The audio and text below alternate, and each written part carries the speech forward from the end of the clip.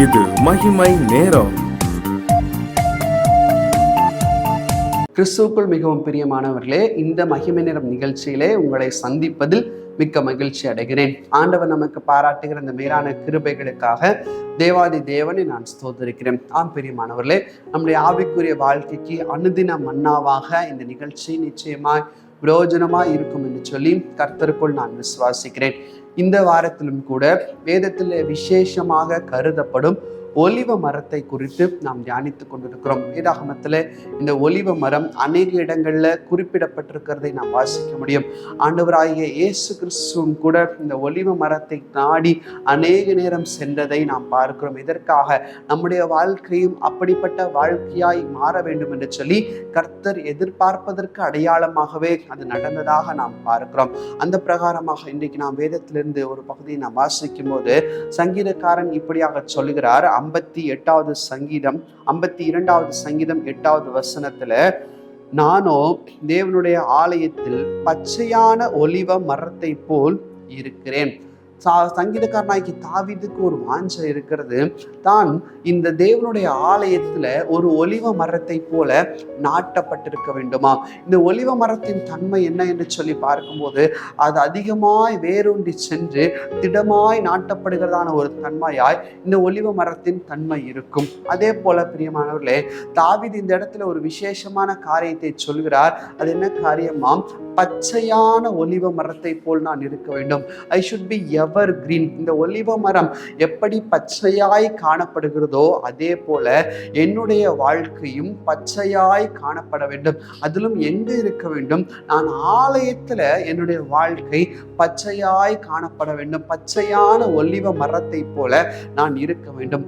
ஒலிவ மரத்திற்கு ஒரு விசேஷித்த ஒரு தன்மை உண்டு. அது என்ன தன்மை என்று சொன்னால், ஒரு மரம் வெகு வருடங்கள் அது வாழும். 6000 7000 வருடங்கள் கூட ஒலிவ மரம் வாழும். துருக்கி தேசத்துல 7000 வருடம் பழமையான ஒரு ஒலிவ மரம் இன்றளவும் இருக்கிறது என்று சொல்லி ஆராய்ச்சியாளர்கள் கண்டுபிடித்திருக்கிறார்கள். ஆனால் அப்படிப்பட்டதான ஒரு மரத்தை நாம் வெட்டினாலும் கூட அந்த வெட்டப்பட்ட இடத்துல அது காய்ந்து போயிடுச்சு. இதற்கு பிற்பாடு அதற்கு ஒன்றுமே இருக்காது என்கிறதான ஒரு சூழலை வந்தாலும் கூட சிறிதளவு நீர் அதன் மேல் பட்டவுடனே அந்த ஒலிவ மரம் துளிர் விடும். இப்படிப்பட்டதான ஒரு தன்மை. எனவே அந்த ஒலிவ மரத்தின் பச்சையானது எப்படி இருக்கிறது? வெளிப்புற பச்சை மாத்திரமல்ல, உள்ளாகவும் அது பச்சையாகவே காணப்படுகிறது. எனவே தான் ஒலிவ மரத்தை யாராலும் அழிக்க முடியாது. இஸ்ரவேல் தேசம் முழுவதுமாக ஒலிவ மரங்கள் நிறைந்த தேசமாய் காணப்படுகிறது. யார் நினைத்தாலும் அந்த ஒலிவ மரங்களை அழிப்பதற்காக அநேக பிரயாசங்கள் எடுத்தாலும் அது ஒன்றும் வாய்க்காமல் தான் போகிறது. ஏனென்று சொன்னால், ஒலிவ மரத்தின் பச்சையானது அது வெளிப்புற பச்சை அல்ல, மரத்திற்கு உள்ளாகும் வைரம் பாய்ந்த மரங்கள் என்று சொல்லுவார்கள். அதே போல இந்த பச்சை தன்மை இந்த மரத்திற்கு உள்ளாகவும் இருக்கிறது. எனவேதான் தாவீது இந்த ஒலிவ மரத்தின் பச்சை தன்மையை போல எப்படிப்பட்ட சூழலை வந்தாலும் நான் ஆலயத்திலே நான் நாட்டப்பட்டிருப்பேன், நான் ஆலய பிரகாரங்களில் வாஞ்சையாய் இருப்பேன் என்பதை சொல்வதற்காகவே பச்சையான ஒலிவ மரத்தை போல் நான் இருப்பேன் என்று சொல்லி இந்த இடத்துல சொல்லுகிறார். இன்னைக்கு அநேக நேரத்துல ஆண்டவருக்கும் நமக்கும் இருக்கிறதான ஒரு உறவை ஆலய பிரகாரங்களை நம்ம காட்டுவோம். எப்படி? ஆண்டவர் நமக்கு நல்ல ஒரு காரியத்தை செய்திருக்கிறார், நமக்கு ஒரு வீடு கட்டி தந்திருக்கிறார், நல்ல ஒரு திருமண காரியங்களை வாய்க்க செய்திருக்கிறார், நல்ல ஒரு வேலையை தந்திருக்கிறார்னு சொன்னா நம்ம தவறாம ஆலயத்திற்கு போவோம். கொஞ்ச நாள் போம், அதுக்கப்புறம் வேலை பழுது வந்தவுடனே ஆலயத்துக்கு போவது அநேகர் விட்டு விடுவார்கள். ஒரு பலவீனம் வந்தவுடனே ஆலயத்துக்கு போவதில் கர்த்தரை தேடுவதை அநேகர் விட்டு விடுகிறார்கள். இல்லை ஏதோ ஒரு சின்ன மனக்கசப்பு ஒரு பிரச்சனை வந்தவுடனே கர்த்தரை தேடுவதை ஆலயத்திற்கு செல்வதை அநேகர் விட்டு விடுகிறார்கள். ஆனால் தாவீது சொல்கிறார், பச்சையான ஒலிவ மரத்தை போல் நான் இருக்க வேண்டும். அப்படின்னா என்ன சூழ்நிலை வந்தாலும் ஆலய பிரகாரங்களில் இந்த மகன் இந்த மகள் செலவிடுவதை, கர்த்தருடைய வேதத்தின் ரகசியங்களை அறிந்து கொள்வதை செலவிடுவதை யாராலும் தடுக்க முடியாது என்கிறதான ஒரு உறுதி நமக்கு வேண்டும். பிரியமானவர்களே, இந்த பச்சையான என்று சொல்லப்படும் போது இந்த பச்சையை குறித்து இன்னொரு இடத்துல நாம் வாசிக்கிறோம். எரேமியா தீர்க்கதரிசன புஸ்தகம் 11வது அதிகாரம் 16வது வசனத்துல இப்படி சொல்லப்பட்டிருக்கிறது, நல்ல கனி உண்டாயிருக்க நேர்த்தியும் பச்சையுமான ஒலிவ மரம் என்னும் பெயரை கர்த்தர் உனக்கு இட்டார். அப்போ இந்த ஒலிவ மரத்தின் தன்மை, இந்த பச்சை தன்மைக்கு ஒரு அடையாளம் என்ன? அதுல கனி இருக்குமாம். அப்போ இந்த கனி கொடுக்கிற வாழ்க்கை எனக்குள்ளாக இருக்க வேண்டும். நான் கர்த்தருடைய ஆலயத்துல இருக்கிறேன், கர்த்தருடைய வார்த்தையை நான் கேட்கிறேன், கிறிஸ்தவர் என்ற பெயர் அடையாளத்திற்குள்ளாக நான் இருக்கிறேன். எனக்குள்ளாக எப்படிப்பட்டதான ஒரு தன்மை வேண்டும்? கனி கொடுக்கிற தன்மை. பாருங்க, தாவீது அருமையா ஒரு விண்ணப்பத்தை வச்சிருக்கிறாரு. ஆண்டவரே, உங்களுடைய ஆலயத்துல பச்சையான ஒலிவமரம், எவ்வளவு அர்த்தமான ஒரு வார்த்தை பாருங்க.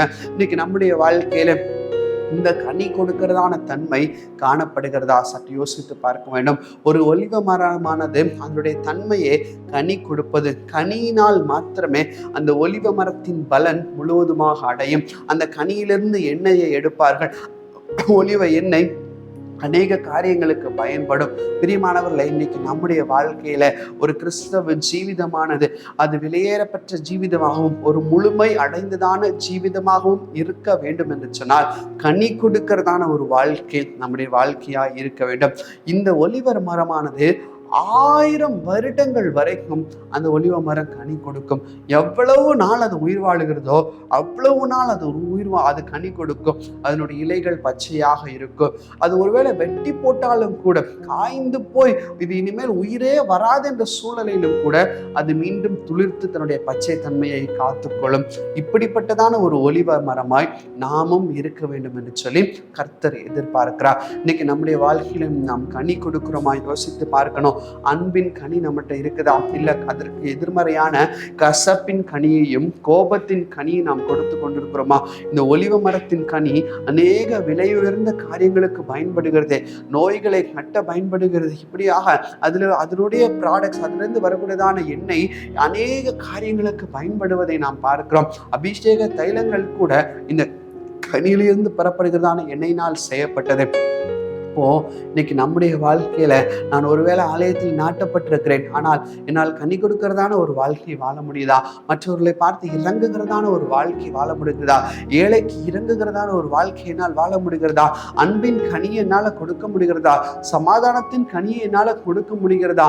யோசித்து பார்க்கணும் பிரியமானவர்களே. அப்ப அப்படி நாம் இருக்க வேண்டும் என்று சொல்லிதான் ஆண்டவரும் எதிர்பார்க்கிறான். அப்படிப்பட்டதான ஒரு வாழ்க்கை நான் வாழ வேண்டும் என்று சொல்லிதான் சங்கீதக்காரனாகிய தாவீதும் சொல்வதை நாம் பார்க்கிறோம். அப்ப இன்னைக்கு நம்முடைய வாழ்க்கையில பச்சையான எந்த சூழ்நிலையிலும் விழுந்து விடாதபடி, எந்த சூழ்நிலையிலும் எப்படிப்பட்டதான சூழ்நிலை வந்தாலும் எழுந்து ஓங்கி நிற்கிறதான ஒரு தன்மையுடைய ஒலிவ மரமாய் நாம் இருக்க வேண்டும்.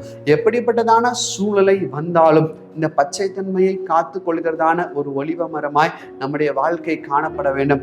எல்லா சூழ்நிலைகளிலும் எப்போதும் கனி கொடுக்கிறதான ஒரு வாழ்க்கையை நாம் வாழ வேண்டும். எனவேதான் இயேசு கிறிஸ்துவும் கூட இதற்கு அடையாளமாக அநேக நேரத்துல அவருடைய சீஷர்களும் அவர்களும் ஒலிவ தோட்டத்திற்கு சென்றதை வேத வசனம் அநேக இடத்துல நாம் சுட்டி காட்டுகிறது. பிரியமானவர்களே, யோசித்து பார்க்க வேண்டும். ஒரு சாதாரண ஒரு மரம், ஒரு 5 அறிவு மரம் இப்படிப்பட்டதான ஒரு தன்மையை கொண்டு நமக்கு கற்றுக் கொடுக்குமானால், ஆண்டவர் கொடுத்ததான இந்த அறிவை கொண்டு, ஆண்டவர் கொடுத்ததான ஒரு ஞானத்தை கொண்டு நம்ம மேல் வாழ முடியாது. யோசித்து பார்க்க வேண்டும். ஆண்டவருக்குள்ளாக நாம் பலப்படுவோம், ஆண்டவருடைய ஆலய பிரகாரங்கள்ல பலப்படுவோம், அவருக்குள்ளாக கனி கொடுக்கிறதான வாழ்க்கையை நாம் வாழ்வோம். அதற்காகவே கர்த்தர் நம்மை அழைக்கிறார். இன்னைக்கு ஒப்பு கொடுப்போமா? அப்படியே இருக்கிற இடங்களை நாம் கண்களை மூடுவோம், ஆண்டவர் நோக்கி பார்ப்போம். எங்களை நேசித்து வழி நடத்துகிறதான எங்கள் இரக்கம் இருந்த பரலோக பிதாவே, உண்மை நோக்கி நாங்கள் பார்க்கிறோம் சுவாமி, துதிக்கிறோம். இன்னைக்கு இந்த ஒலிவ மரத்தின் பச்சை தன்மையை கொண்டு நீர் எங்களோடு பேசி இருக்கிறீர், உமக்கு நாங்கள் நன்றி செலுத்துகிறோம். இந்த ஒலிவ மரத்தின் பச்சை தன்மையானது எல்லா சூழ்நிலையிலும், எந்த சூழ்நிலையும் வாடாதபடிக்கு மீண்டும் துளிர்க்கிறதான ஒரு தன்மையா இருக்கிறதை நாங்கள் பார்க்கிறோமே கர்த்தாவே. எங்களுடைய வாழ்க்கையும் அப்படிப்பட்டதான ஒரு சூழ்நிலையிலே வருமானால் ஆண்டவரே, நாங்கள் துவண்டு போய்விடாதபடிக்கு காற்றடித்தாலும் புயல் வீசினாலும் எப்படிப்பட்டதான சூழ்நிலை வந்தாலும் நம்முடைய ஆவின் அபிஷேகம் எங்கள் மேல் பொழியப்படும் போது மீண்டுமாக துளிர்விட்டு எழுங்கிறதான வாழ்க்கையாய் எங்கள் வாழ்க்கை மாற கர்த்தாவே நீர் கிருபை செய்யும்படியாய் நாங்கள் ஜெபிக்கிறோம். அது மாத்திரமல்ல, கனி கொடுக்கிறதான வாழ்க்கையாம் இங்க இருக்கிற ஒவ்வொருவரும் ஆண்டவரே அப்பா, எந்தெந்த விதியங்களை கனி கொடுப்பதை தவறி இருக்கிறார்களோ அதை நீ அவர்களுக்கு சுட்டி காட்ட வேண்டுமா ஜெபிக்கிறோம். அநேக நேரத்துல கசப்பான கனிகளை நாங்கள் கொடுத்து கொண்டிருக்கிறோம் சுவாமி.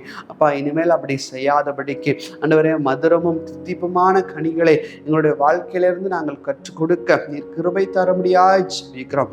ஒருவருக்கே துதிக்கான மகிமை நாங்கள் ஏறெடுக்கிறோம். மீட்பராம் இயேசுவின் மூலம் ஜெபிக்கிறோம் எங்கள் ஜெபங்களும் நல்ல பிதாவே. ஆமீன், ஆமீன்.